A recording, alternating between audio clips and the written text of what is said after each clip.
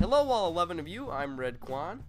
So as you've probably seen, unless you of course haven't seen, I gotta cover all my bases here.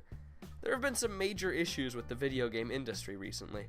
Notably, big budget games are becoming more and more expensive to produce, and companies are supplementing this by adding mobile-esque microtransactions and pay-to-win models. In short, companies want more money, so they charge players after they've bought the game for advancing through the game easier or unlocking things that probably should have been included in the first place. Imagine if this kind of thing applied to other stuff, like if you bought a house and then realized you had to pay for extra things like electricity and running water. That would be silly. So right on cue, the video game community came crashing down on this whole deal, and are pretty angry about it. The big example recently is Star Wars Battlefront 2. Star Wars Battlefront angered many fans because it heavily limited progression without the purchasing of microtransactions and loot boxes. Another big game that had these issues was NBA 2K18, which required insane amounts of grinding to do even the littlest things. That is, if you didn't want to have to spend boatloads of money to get the stuff behind paywalls. These games, and in turn the AAA third-party market as a whole, received mountains of negative attention, and in doing so, might have helped out a little console that's having a great first year.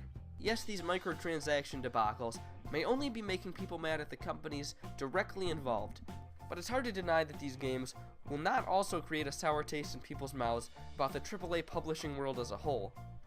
This world is heavily connected to both PlayStation and Xbox.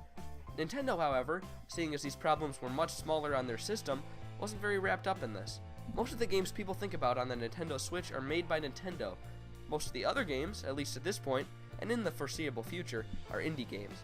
Both indies and Nintendo, besides some of the mobile game indie ports, mostly stay out of this additional payment model, and therefore have avoided a lot of criticism that these bigger games have gotten.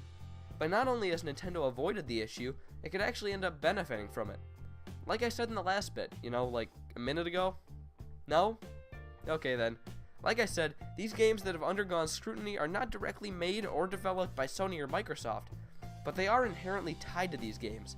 If some of the biggest games of the year on your system are riddled with problems, people will, fairly or unfairly, begin to associate your product with theirs. Because people were upset with NBA 2K18 and Star Wars Battlefront 2, people will become upset with that side of video games as a whole, and, in turn, be put off by PlayStation and Xbox brands. I don't know if this will have much of an effect, but I think that it could, especially if these problems continue or intensify in 2018. The Nintendo Switch, compared to the PlayStation and Xbox, has a different style of games. Games on the latter two platforms are generally giant games that try to pack in a lot of content, are more focused on online play, and use more DLC, season passes, and microtransactions. Nintendo games and the collection of indie games on the Switch certainly have some of that, but they are in general much more of a pure gameplay experience. I'm not saying that either one is technically better or worse, just that that's how it is. And because of the distaste that people have with the side of the video game industry that appears to be trying to take advantage of people and take their money so that they can play a game that they bought, could lead them to the Switch. If people become tired of games being more and more like this, the Switch might be a breath of fresh air. Or of the wild. Forget I said that actually. The Switch doesn't really have these problems with microtransactions, and companies charging consumers multiple times for one thing. Nintendo certainly isn't perfect, but for some people, this might be a good alternative. Now, do I think that this will have a profound effect on the Switch? Probably not. These issues, while present and annoying, are not widespread enough for people to be too fed up with the industry as a whole.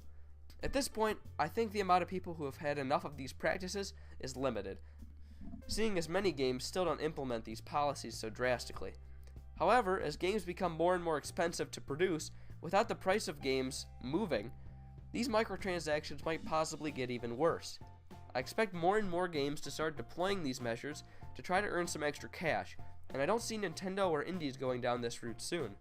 If these microtransaction parts of games do end up becoming a bigger and bigger part of video games, I do think that more and more people will be fed up and want to play more games that feel like good old games. It might not be much right now, but I think that any of these issues will help the Switch, if only slightly, and more of these problems will only increase the benefits. Unless, of course, people like microtransactions, in which case I've been completely misreading the situation. Well, what do you all think? Do you love microtransactions and hope that every game requires them? Or do you only think that they're pretty awesome? Let me know. Is anyone even watching this? Probably not. Well, whatever. I'm Redkwan, thanks for watching, and goodbye.